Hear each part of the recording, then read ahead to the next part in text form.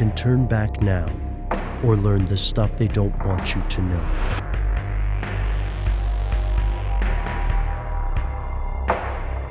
Here are the facts. Humanity has always fought a war against disease. Each year, archaeologists find traces of disease in fossils throughout the world. Because the evolution of civilization and disease are interrelated, diseases adapt to cures and rarely disappear completely. For example, the bubonic plague is manageable, but flu strains still defy epidemiologists. Diseases continually evolve. New, stronger strains often appear in crowded, developing countries. Without the healthcare of wealthy nations, cities and poor states can become breeding grounds for deadly infections. In an increasingly globalized world, a new version of the flu is often only a plane flight away. It's us versus nature. Or is it? Our relationship with disease is not clear-cut. Humans often use disease as a weapon. This isn't a new trick. The first recorded biological attack may date back to over 3,000 years into the past, when Hittites sent infected cattle to their enemies. The practice continued. Early European explorers allegedly used smallpox to eliminate Native Americans. The anthrax scare of the early 2000s is another example. Today, many people believe nations keep secret stockpiles of deadly germs. We assume these organisms are kept under lock and key. Here's where it gets crazy. Some conspiracy theorists believe the world's worst diseases are built by our governments. Consider the Spanish flu epidemic, which infected up to 1/3 of the world's population in 1918. The death toll was twice that of World War I. This disease differed from other flu strains. It killed people in their prime rather than the young and the elderly. Sources allege the strain was grown in a British or US laboratory. Some believe the government lost control of the virus in Fort Riley, Kansas. Others think it was spread intentionally. Why?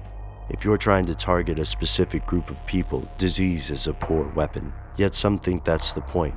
Conspiracy theorists believe a shadowy group of world leaders periodically releases plagues to reduce the world's exploding population.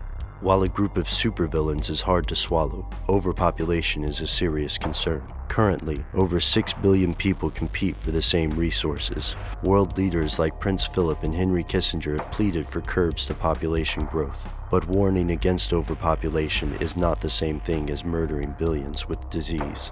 Yet conspiracy theorists think the practice continues. The swine flu, for example, bears similarities to the Spanish flu.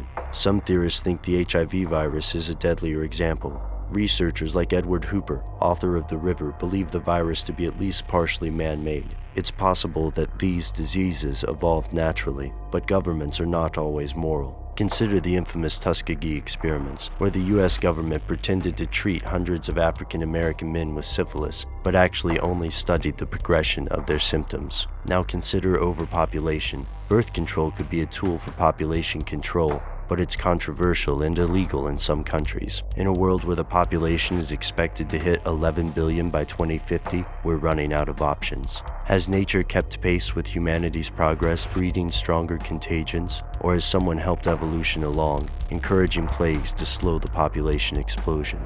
If so, it's something they don't want you to know.